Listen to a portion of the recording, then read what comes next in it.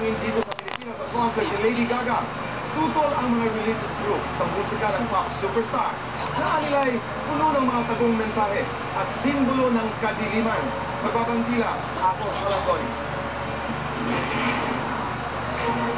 Sumikat sa buong mundo ang American pop superstar na si Lady Gaga dahil sa mga kanta niyang Poker Face, Bad Romance at Born This Way.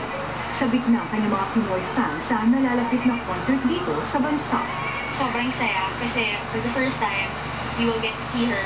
Pero para sa religious group na Intercession for the Philippines o IFP, hindi dapat matuloy ang concert.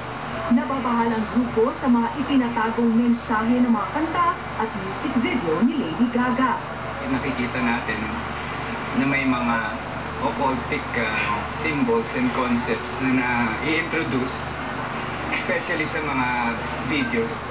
Sa music video na Judas, gumanap si Lady Gaga bilang Mary Magdalene. Pinakita sa video na nakaangkas siya sa motorsiklo na minamaneo ng aktor na gumaganap bilang si Jesus. Kasama ang 12 bikers o mga apostoles. Sinuri rin ni Pastor Frederick K. Price Jr. ang video ng Born This Way. Anya, ilan sa mga simbolismo ng pagano ay ang pyramid. Binigyang pansin din ang mga prosthetics ni Lady Gaga na mistulang sa demonyo. May sugat, mayroon sa pisngi at sa balikat. Nababahala na rin ang Youth Commission ng CBCP sa paggamit ni Lady Gaga ng temang reliyon at sex.